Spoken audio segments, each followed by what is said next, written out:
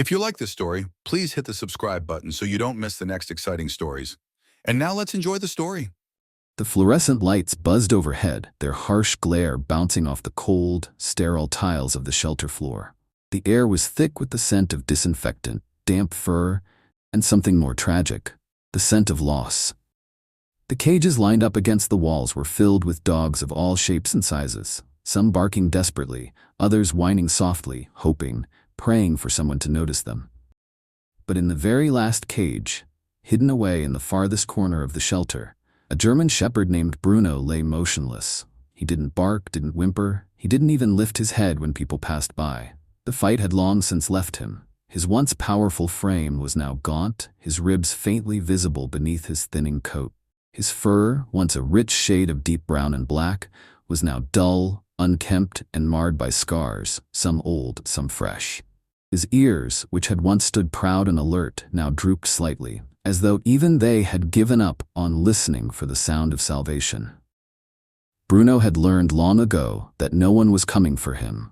Every day people would stroll through the shelter, their voices filled with excitement as they picked out puppies, their fingers pointing at dogs with wagging tails and bright, eager eyes.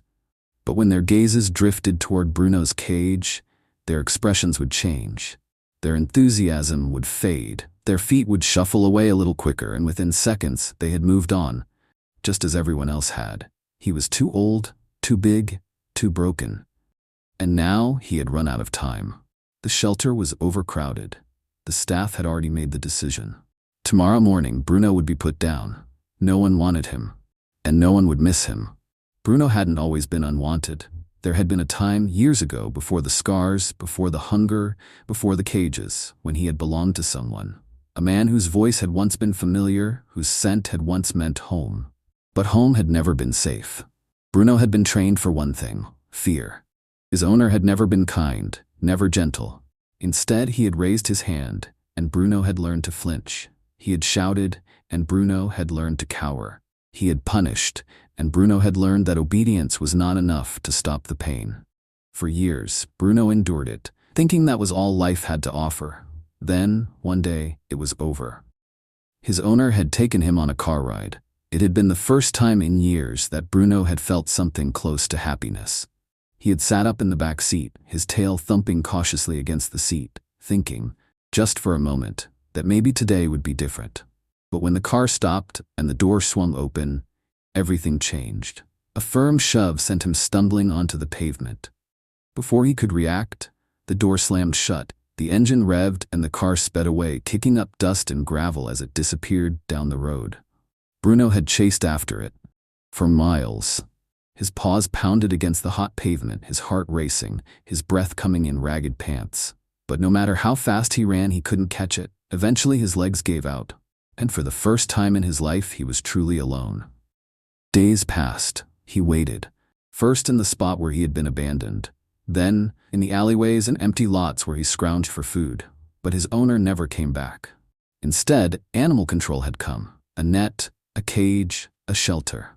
And now, after months of waiting for anyone to see him, he was nothing more than another name on a list. Another dog that the world had given up on. Tomorrow, the world would forget him completely.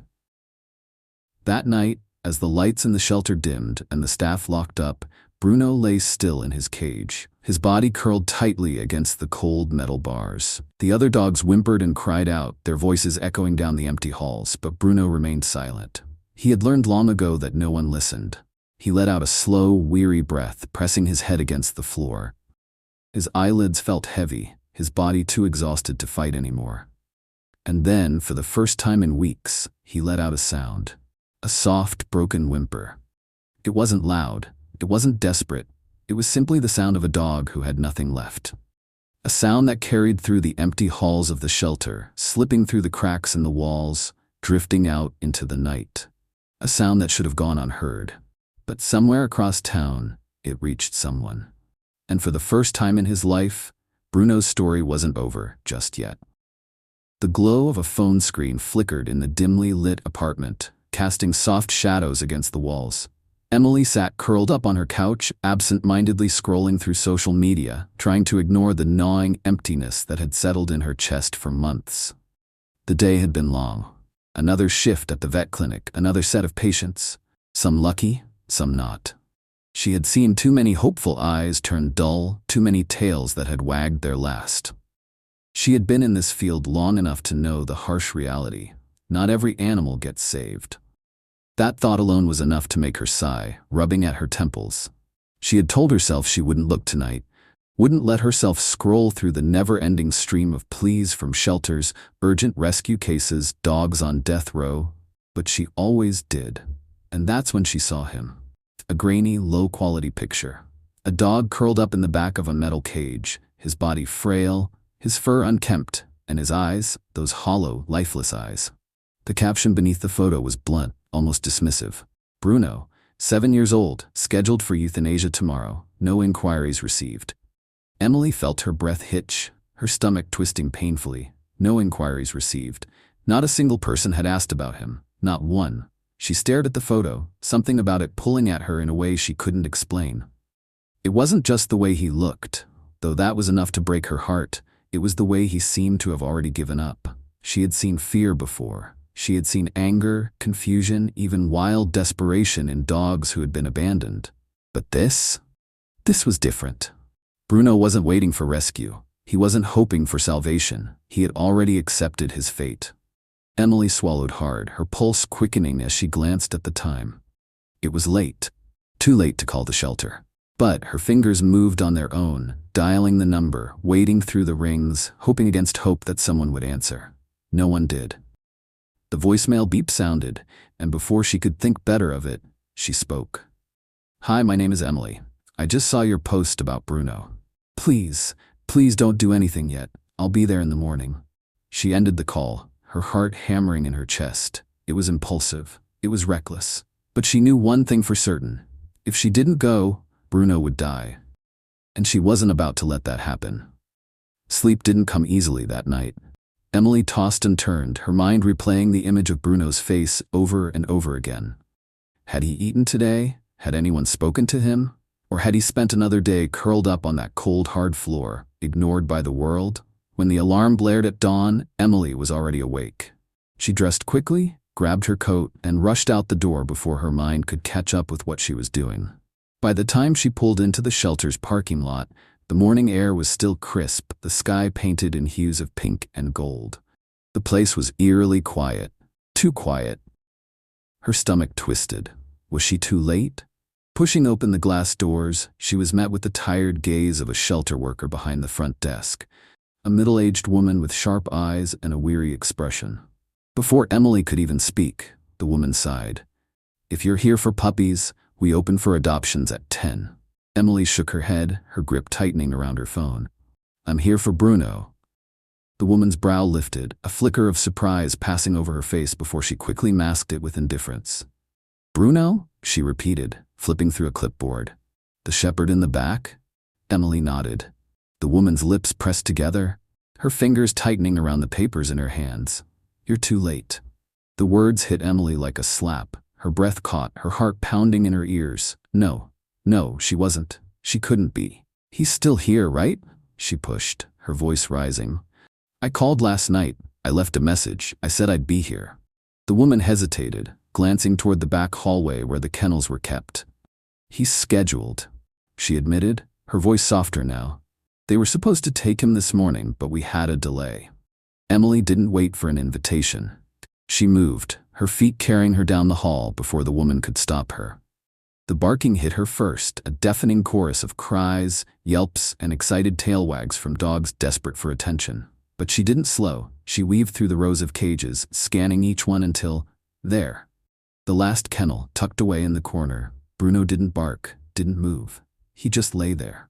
For a moment, Emily thought, he looks dead. His breathing was so shallow, his body so still, that panic clawed at her throat. But then, his eyes flickered open. They landed on her, tired, dull, empty. Emily crouched down in front of the cage, pressing her fingers against the metal bars. "Hey there, big guy," she whispered. Bruno stared, not with curiosity, not with excitement, just acceptance. As if he already knew, this woman would leave too. Emily's heart broke. She had seen neglected dogs before. She had seen abused dogs, fearful dogs, skittish dogs, but she had never seen a dog who had completely given up. Her fingers curled into fists. Not this time, not him. She turned sharply to face the shelter worker who had followed her into the room. "I'm taking him," Emily said firmly. "Right now." The woman hesitated. "You sure?" Emily looked back at Bruno. His life had been nothing but cruelty, disappointment, and loneliness, and she was about to change that. "I'm sure." For the first time in his life, someone had chosen Bruno, and his story was about to begin. The metal cage door swung open with a slow, creaking groan, but Bruno didn't move. Emily knelt in front of him, one hand extended, her voice soft but firm. "Come on, Bruno. It's time to go home." He didn't react, not in fear, not in excitement, not at all. He simply lay there, his dull eyes staring ahead, as if her words meant nothing, as if he had already convinced himself that this wasn't real. Emily swallowed against the lump forming in her throat. This was worse than she had expected. She had prepared for aggression, for fear, for hesitation. But this wasn't hesitation. This was a dog who had stopped believing in anything. Behind her, the shelter worker sighed. "I told you," she muttered. "He's been like this for weeks. He doesn't react to people anymore. It's like he already..." She didn't finish the sentence, but Emily knew what she meant. It was like he had already died. The thought sent a sharp stab of pain through her chest, but she pushed it down. Bruno wasn't dead. He was still breathing, which meant he still had a chance. Still kneeling, she carefully placed a few pieces of chicken in front of him, something she had brought just in case. The rich scent filled the small space, but Bruno didn't even flick his nose toward it. She tried again, her voice steady, soothing. "I know you're tired, buddy. I know you don't trust this. But I promise you, you're safe now." Nothing. The shelter worker shifted uncomfortably. "He won't walk out on his own. You'll have to pull him." Emily's stomach twisted. She didn't want to do that. The last thing she wanted was to force him, to make him feel like he was being dragged toward another punishment. But she also knew she couldn't leave him here. Gently, she reached forward and looped the leash around his thin neck. The instant the leash made contact, Bruno flinched. Not a big movement, not aggressive. Just a tiny, involuntary twitch. Emily's breath caught in her throat. How many times had a leash meant pain for him? How many times had someone yanked him around, not as a companion but as a prisoner? Her fingers clenched around the leash. This wasn't right. This wasn't fair. But she wouldn't give up on him. Carefully, she moved back a step, giving him space. "Let's go, big guy," she murmured. "Just one step." Nothing. A minute passed, then two. The shelter worker checked her watch impatiently. "Look, if he doesn't move, we'll have to." Then it happened. Bruno moved. Just one paw. Just one tiny, almost imperceptible step forward. But it was enough. Emily's eyes burned as she fought back the overwhelming wave of emotion. "That's it, Bruno," she whispered. "You got this." It took another 5 minutes for him to move a second paw. 10 minutes to make it to the hallway. 15 to get to the shelter doors. It was agonizingly slow, but Emily never rushed him, because every step was a victory. By the time they reached the parking lot, Bruno was trembling. His eyes darted around, his ears flicking back and forth. For a moment, Emily thought he might panic and refuse to move again. So she did the only thing she could. She sat down on the pavement, right beside him. She didn't pull. Didn't rush him. She just sat. Bruno stared at her for a long time, his breathing ragged, his body tense. And then, slowly, hesitantly, he laid down beside her. Emily let out a shaky laugh, her heart pounding. "See?" she murmured. "You don't have to be afraid anymore." Maybe he didn't believe her yet, but for the first time, he was listening. And that was enough. Getting Bruno into the car took another 20 minutes. Not because he resisted, but because he simply didn't understand. He hesitated at the open door, staring into the vehicle like it was a trap. Emily knew she couldn't force him, so instead she climbed into the backseat first, leaving the door open, the leash slack in her hand. Then she waited. Bruno stood frozen on the pavement, his muscles locked with indecision. And then, just like before, he took one step, then another, until finally he climbed into the car. Emily's chest tightened as she gently closed the door. For the first time in who knew how long, Bruno wasn't behind bars. He was free. The drive home was quiet. Bruno didn't fidget, didn't move around. He just stared out the window, silent, his expression unreadable. Emily knew better than to expect instant relief. For him, freedom didn't mean safety. It meant waiting for the next betrayal. It meant waiting for the moment when this, too, would be ripped away from him.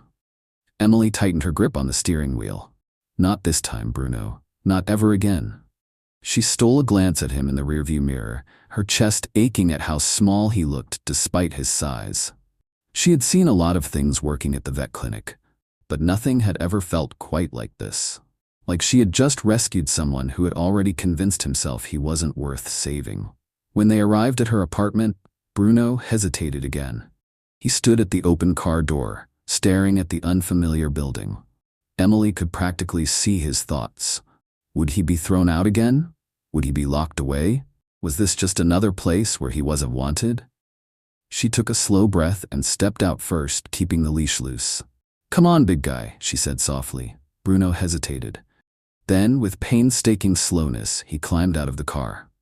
Emily led him to the entrance, keeping her movements calm, steady. But the moment she opened the door to her apartment, Bruno froze. And then, he backed away. Her heart clenched. He didn't trust it, didn't trust her, didn't trust that this was real. Emily crouched down in the doorway, her voice gentle. "You don't have to come in yet," she murmured. "You can take your time." Bruno stood on the threshold, his whole body rigid, torn between fear and exhaustion. Emily didn't move, didn't rush him. And then, after what felt like forever, Bruno took a step inside. His paws barely crossed the threshold before he lowered himself to the floor, curling into a tight ball just inside the doorway. He didn't explore, didn't sniff around. He just lay there, like a dog who was still waiting for the worst. Emily sank to her knees beside him, her throat tightening. "You're home, Bruno," she whispered. But she knew. He didn't believe her. Not yet. But she would make him believe it. No matter how long it took. The apartment was silent, save for the faint hum of the refrigerator and the occasional rustle of the wind against the window. Bruno lay curled in the doorway, his body pressed against the floor as though he were bracing for something. He didn't move, didn't relax. Emily sat cross-legged a few feet away, watching him, giving him space. She knew that for Bruno, this wasn't home yet. It was just another place where he didn't belong. She had set up a cozy dog bed in the corner, laid out fresh food and water in the kitchen, and even left a blanket by the couch in case he preferred the soft scent of fabric over the cold, unfamiliar floor. But he didn't touch any of it. He wouldn't move from the doorway, wouldn't eat, wouldn't drink, wouldn't even look at her. He was waiting. For what, she didn't know. Maybe for her to yell. Maybe for the door to slam shut, for the rug to be pulled from under him again. Maybe for the moment when he'd be told this was all a mistake, that he was still unwanted. Emily clenched her hands in her lap, her heart aching at the sight of him. How many times had he been left behind? How many times had he let himself believe he was safe, only to have the world prove him wrong? He didn't trust this, didn't trust her. And she couldn't blame him. So, she didn't try to convince him, didn't try to force him to move, to eat, to drink. She just sat there. And waited. Hours passed. The sun had long since disappeared beyond the horizon, the deep navy sky casting long shadows against the walls. Emily dozed off for a while, curled up on the couch, her body heavy with exhaustion, and that was when she heard it. A low, shuddering whimper. She blinked awake, her eyes adjusting to the dim light. At first she thought he was awake, but no. Bruno was still curled in the doorway, his breathing ragged, his paws twitching against the floor. His ears flicked back, his tail tensed, his body curling in on itself even tighter. He was dreaming. No, he was remembering. Emily didn't have to guess what haunted him in his sleep. She already knew. Pain, fear, abandonment. She knew because she had seen it before. At the clinic, in the eyes of animals who had been abused, neglected, broken beyond repair. Some never made it back from the things that haunted them. Some never learned to trust again.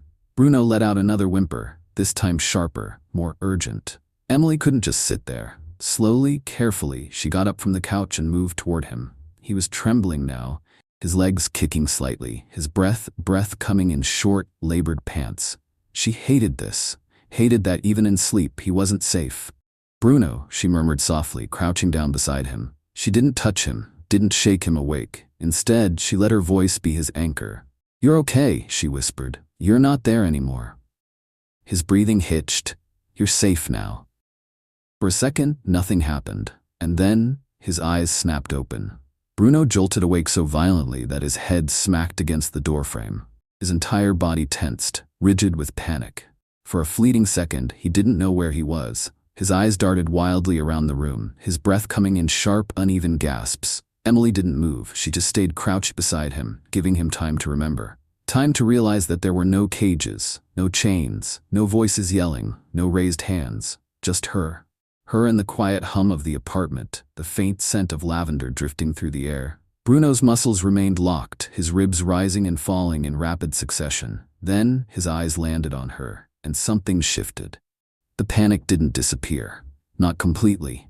But his breathing slowed, his shoulders loosened, just a fraction. He was still braced for something, but he wasn't running anymore. Emily exhaled softly. "Bad dream?" she murmured. Bruno didn't respond, but he didn't look away either. And in that moment, Emily realized something. This wasn't a dog who had forgotten what it meant to trust. This was a dog who had never been given a reason to trust in the first place. The rest of the night passed in silence. Emily returned to the couch, keeping the light on low just in case. Bruno didn't sleep again. He remained in the doorway, curled tightly against the floor, his eyes half open, watching. Not trusting, not yet, but watching. By morning, Emily woke to find Bruno exactly where he had been the night before. He hadn't moved an inch, but something was different. When she sat up, stretching, rubbing sleep from her eyes, his gaze followed her. She froze. Not because he was staring, but because for the first time since she had brought him home, he wasn't looking at her like she was just another stranger. It was small, barely noticeable, but it was something. And for now, something was enough. The soft morning light filtered through the blinds, casting long, golden streaks across the wooden floor. The apartment was still, wrapped in an almost fragile quiet, the kind of peace Bruno had never known before. He hadn't moved from his spot in the doorway, hadn't stretched, hadn't yawned, hadn't let himself relax. Emily watched him from across the room, sipping a cup of coffee, careful not to make any sudden movements.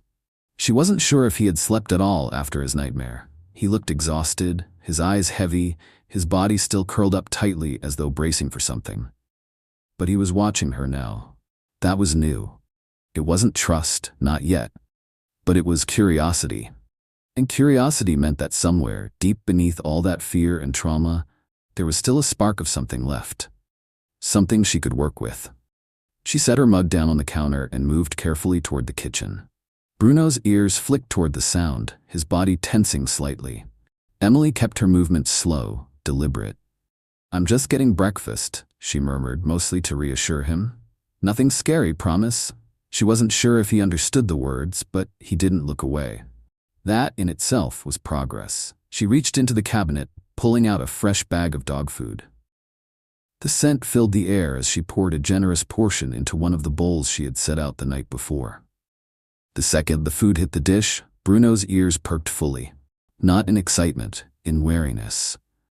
Emily hesitated, watching him closely. He wasn't looking at the food the way a hungry dog should.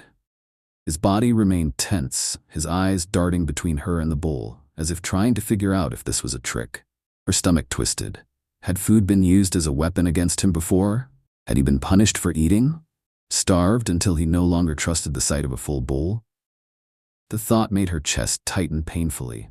She took a slow breath and carefully slid the bowl across the floor, not toward him, but just far enough that he could approach on his own terms. Then she stepped back, sat down, and waited. Bruno didn't move. Bruno finished his meal without incident. When he was done, he backed away immediately, curling back into his usual position near the doorway. But something was different. Something had shifted. His body was still tense. But when Emily moved, he didn't flinch. When she stood stretching slightly, he didn't cower. And when she turned to wash her coffee mug in the sink, she felt it. That small, quiet weight of his gaze on her, watching, not in fear, not in wariness, but in thought, as if he was considering the possibility that maybe, just maybe, this place wasn't so bad after all. It wasn't a breakthrough, not yet. But it was something. And for now, something was enough. The scent of the food filled the air, rich and tempting. Any other dog would have bolted forward, devouring the meal in seconds. But Bruno was still. His eyes flicked toward the dish, then back to Emily, then to the dish again, then back to her. The internal war played out in real time. Hunger versus fear. His ribs were painfully visible beneath his thinning fur. She knew he hadn't eaten properly in weeks, maybe longer. His body was screaming for food. But his mind was screaming that this was dangerous. That this was a trap. Minutes passed. Emily didn't move, didn't speak. She simply waited. And then, so slowly it was almost painful, Bruno's front paw inched forward. Then another. He crept toward the bowl like a ghost, his body low, muscles tight, each step hesitant. When he finally reached it, he didn't eat right away. He sniffed, paused, listened, then sniffed again. And just when Emily thought he would take the first bite, he flinched and backed away. Her heart cracked. She forced herself to stay still, to keep her expression neutral. He wants it. He's starving. But something inside him is telling him that eating will get him hurt. She swallowed down the lump in her throat. "It's okay, Bruno," she said softly. "No one's going to take it from you." Another long pause, and then, as if his body had finally betrayed his fear, he moved forward again. This time, he ate, not quickly, not eagerly, but cautiously. Each bite was slow, measured, like he expected something terrible to happen at any moment. Emily clenched her hands in her lap, keeping herself from reacting. But inside, she was furious. Who had done this to him? Who had starved him so badly that he didn't even trust the sight of food? Who had broken him to the point that basic survival felt dangerous? She didn't have the answers. But she did have a promise. No one would ever hurt him again. The morning air was crisp, carrying the scent of damp earth and freshly cut grass. The streets were quiet, the world just beginning to stir. Emily stood at the front door, leash in hand, watching Bruno carefully. He hadn't moved from his spot by the doorway all night, and she hadn't forced him. She let him take his time. But today, she needed him to take another step, to go outside, to see that the world wasn't just cages and cold floors, to understand that this was different. She crouched down, keeping her voice gentle. "What do you think, big guy? Want to stretch your legs a little?" Bruno's ears twitched, but he didn't react beyond that. Emily didn't push him. Instead, she slowly clipped the leash onto his collar, careful to make sure he saw her coming. She had learned quickly that sudden movements made him flinch. When the leash clicked into place, Bruno stiffened. Not violently, not with aggression, but with the quiet, restrained fear of a dog who had learned that leashes didn't always mean good things. Emily's stomach twisted. She didn't know what had been done to him, but she could guess. Yanked too hard, tied up, restrained, beaten. She clenched her jaw, forcing her anger down. She had made a promise to him. She wasn't going to break it. With slow, patient movements, she stepped back, leaving the door open. "Whenever you're ready," she murmured. Bruno hesitated. His paws shifted slightly, his ears flicking forward. He wanted to go, but something inside him was still holding him back. Emily didn't rush him. She just waited. Until finally, with slow, careful movements, he stepped outside. Bruno didn't bolt, didn't wag his tail, didn't act like a dog excited to be outside. Instead, he moved cautiously, deliberately. His eyes darted back and forth, scanning every inch of the world as if expecting something to attack him. Emily kept the leash loose, letting him set the pace. She didn't direct him, didn't tell him where to go. She let him choose. And at first, he simply stood there. The morning breeze ruffled his fur. The soft hum of the city surrounded them. A bird chirped nearby, and Bruno's ears flicked toward the sound. Then, slowly, he stepped forward. Emily's heart swelled. One step, then another. He sniffed the ground, his nose twitching slightly. It was small, almost insignificant. But for Bruno, it was monumental. He was choosing to move, choosing to explore, choosing to exist outside of fear. Emily followed his lead, walking alongside him, keeping her pace steady. For the first few minutes, everything was calm. Bruno was still tense, still unsure, but he wasn't shutting down. He was trying. And then, everything changed. It was distant, barely noticeable. A car door slamming. To anyone else, it was a normal sound. But to Bruno, it was a gunshot. The reaction was instant. His body locked up, his tail dropped, and then before Emily could react, he bolted. The leash snapped taut as Bruno lunged forward, panic taking over, his breath coming in ragged gasps. Emily almost lost her grip. For a dog who had been too weak to walk the day before, he was suddenly a force of pure terror. Her fingers burned as she tightened her hold on the leash, her voice breaking. Bruno, stop! But he wasn't listening. He wasn't here anymore. He was somewhere else. Somewhere dark. Somewhere violent. Somewhere where that sound had meant pain. Emily dropped to her knees, digging her heels into the pavement, using her weight to stop him from running into the street. Bruno, it's okay, she gasped, her voice strained. But he wasn't okay. His entire body was shaking violently. His breathing was erratic, wild. His eyes, God, his eyes. They weren't just afraid, they were haunted. Emily's heart clenched. He was reliving something. Something she couldn't see. But something that had destroyed him. And then, just as suddenly as the panic had started, it broke. Bruno's legs buckled, his body dropping onto the sidewalk. And he just lay there. His sides heaved with every shaky breath, his ears pinned back, his eyes still unseeing. Like his body had given up on trying to run. Like he had accepted his fate. Like he thought, even now, he was about to be punished. Emily's hands trembled as she unclipped the leash, giving him space. She didn't touch him, didn't try to force him up. Instead, she did the only thing she could. She lay down beside him, on the dirty pavement, in the middle of the street, letting him know without words that he wasn't alone. Bruno's breathing was still erratic, his chest rising and falling unevenly, but his ears twitched slightly at her presence. Emily swallowed hard, her voice barely above a whisper. You don't have to run anymore, Bruno. Nothing.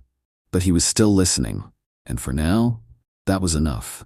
They sat there for a long time, people passed by, cars moved in the distance, but Emily didn't care. She didn't move until Bruno did, and when he finally did, it wasn't much. He didn't get up right away, but his head tilted slightly toward her, just the smallest movement, as if, for the first time, he realized she wasn't the enemy.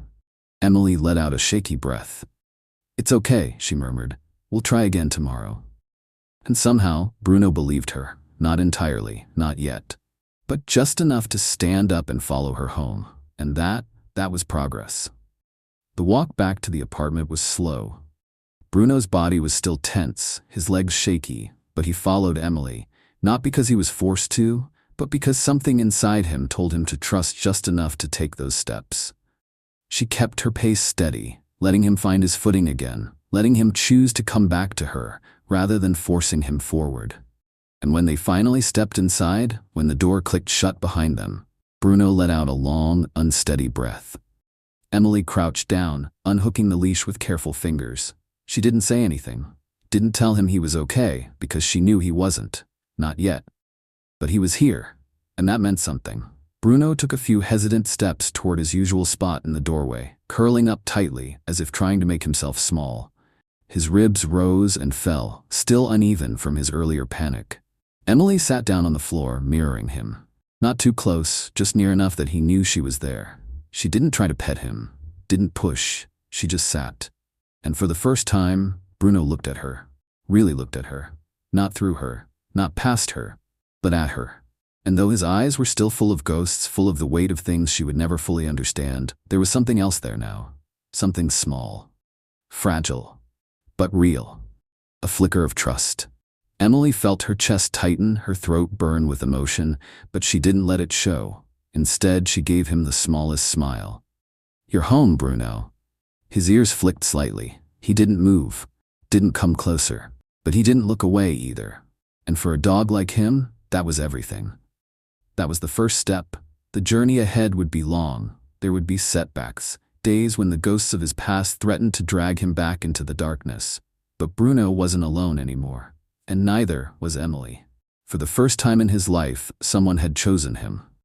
And no matter how long it took, no matter how many steps forward and backward they had to take, she wasn't going to give up on him.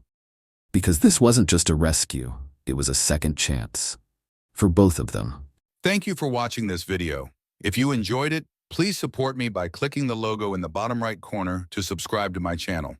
This way you won't miss any of the exciting stories coming up. Thank you so much.